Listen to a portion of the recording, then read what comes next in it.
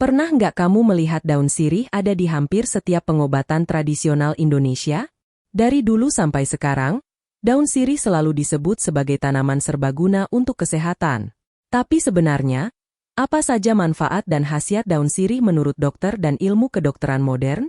Di video ini kita bahas secara lengkap, informatif, dan berimbang, mulai dari kandungannya, digunakan untuk membantu keluhan apa saja, cara mengonsumsinya dengan benar, sampai penjelasan medis yang penting untuk kamu pahami.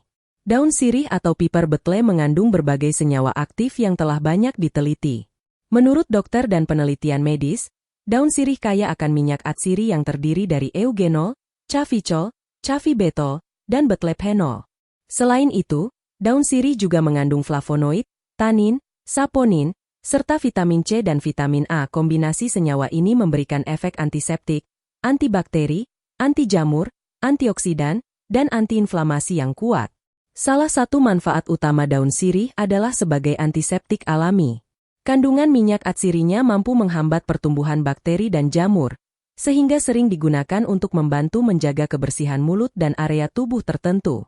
Itulah alasan daun sirih secara tradisional digunakan untuk mengatasi bau mulut, sariawan, dan radang gusi.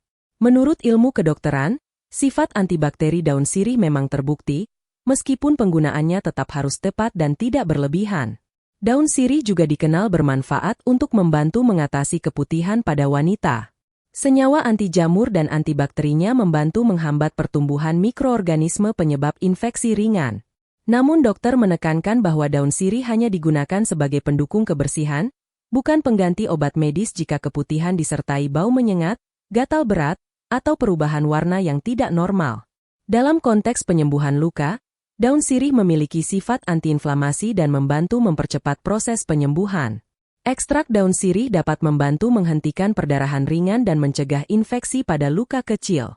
Karena itu, daun sirih sering digunakan secara tradisional untuk membantu mengatasi mimisan ringan atau luka gores kecil. Daun sirih juga sering dimanfaatkan untuk membantu mengatasi masalah pencernaan dan bau badan.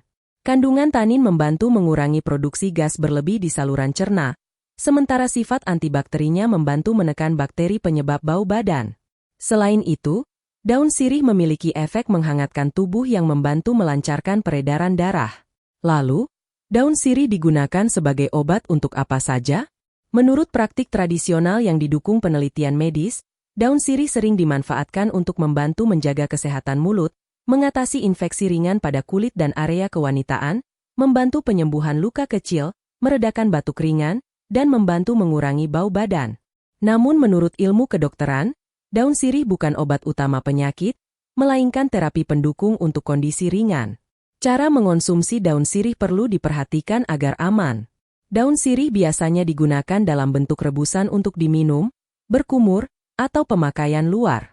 Untuk konsumsi oral, rebusan daun sirih sebaiknya tidak diminum setiap hari dan hanya dalam jumlah kecil. Penggunaan jangka panjang dan berlebihan dapat mengiritasi lambung atau selaput lendir karena kandungan minyak atsirinya yang kuat. Menurut ilmu kedokteran, daun sirih aman digunakan bila sesuai aturan dan tujuan. Namun ibu hamil, ibu menyusui, orang dengan gangguan lambung, serta mereka yang sedang menjalani pengobatan tertentu sebaiknya berkonsultasi dengan dokter sebelum menggunakan daun sirih secara rutin. Ini penting untuk mencegah efek samping dan interaksi yang tidak diinginkan. Kesimpulannya, daun sirih adalah tanaman herbal dengan manfaat yang nyata dan telah diakui secara ilmiah untuk kondisi tertentu.